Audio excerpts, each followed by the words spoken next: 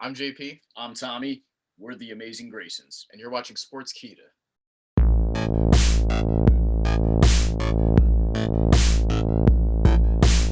So tell us a bit about yourselves and what you have been doing thus far.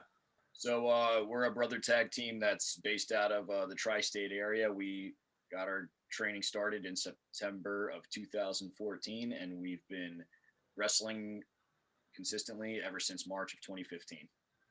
Tell us about the AEW Dark booking.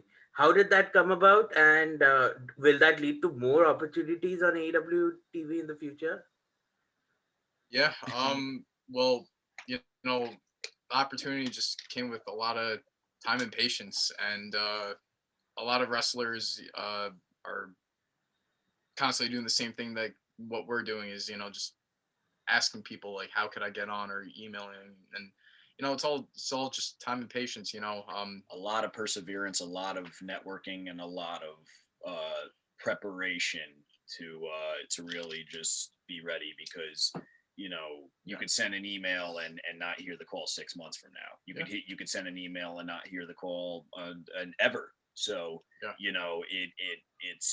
it's not putting all your eggs in one basket. It's knowing that you are not the only one, and you should be thankful for any opportunity that you get. And when that opportunity finally did arrive, we made the most of it.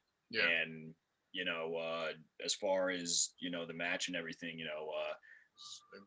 Just a great experience. it was phenomenal. I really do think that we were put in a really good opportunity to stand out and showcase our abilities, as well as do what was asked of us, and do good business. And both Luther and Pentago, not to blur the lines too much, but both of them were very, very happy with the match, as well as the personnel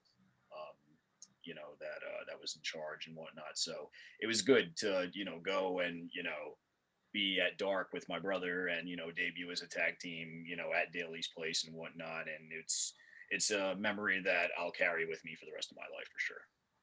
Fantastic, man. And Taz was funny on commentary. He mentioned that your middle names were Grayson. That really popped me. So, did you guys have a chance to interact with Taz at all? Not as much as I'd like to, and Yeah. watching the match back, I put a smile on my face. But I tweeted at him. I tweeted at him because when my time came, and I did the whole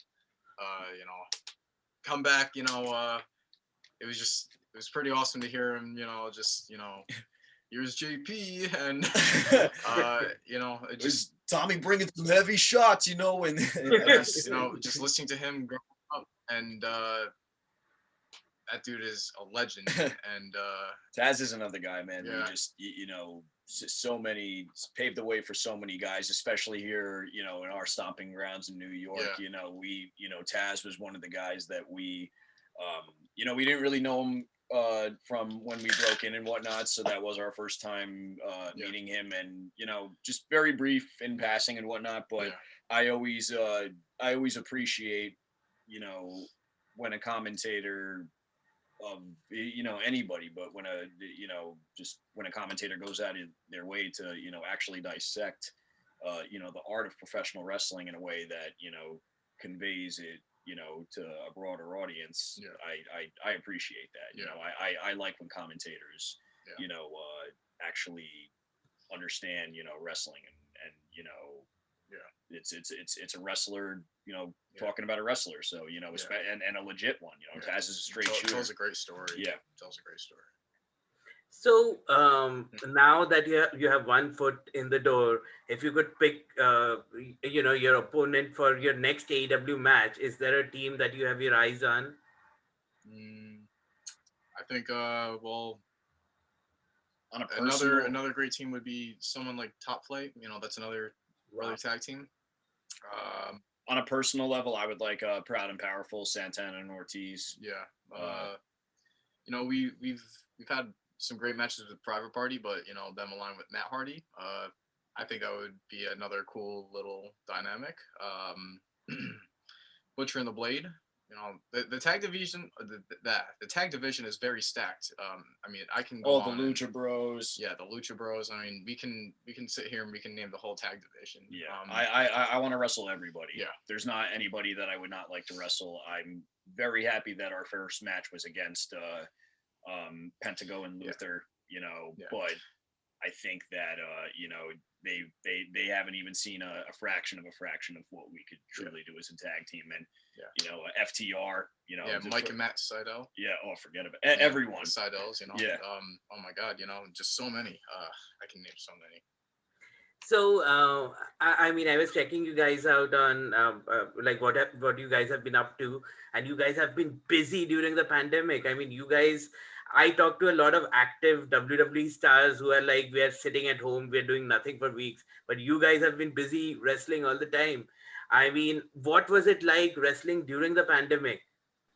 Well, we've been trying as much as we possibly could. So I mean, The first 3 months of the pandemic, so March to June of the, you know, of 2020, you know, it was pretty apocalyptic. You know, it wasn't a whole lot of going outside and not really a whole lot of training and such. Yeah.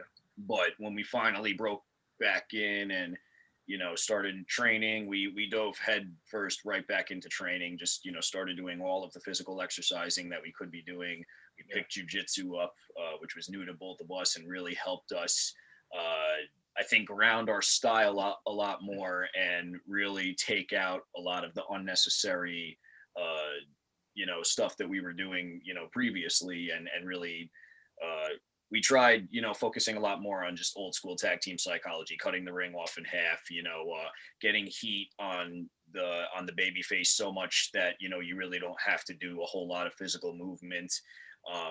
And then really just taking that formula to a new territory, which was Alaska. You know, we got to go out there twice within 6 months, and, you know, we got to do more traveling and wrestled guys that we've never wrestled before during the pandemic. And it's really just because the world was shut down, but we wouldn't take no for an answer. And that was our mentality. Was, you know, the world was at a low point, but we had to rise above, and, you know, that's what my brother and I made sure we did.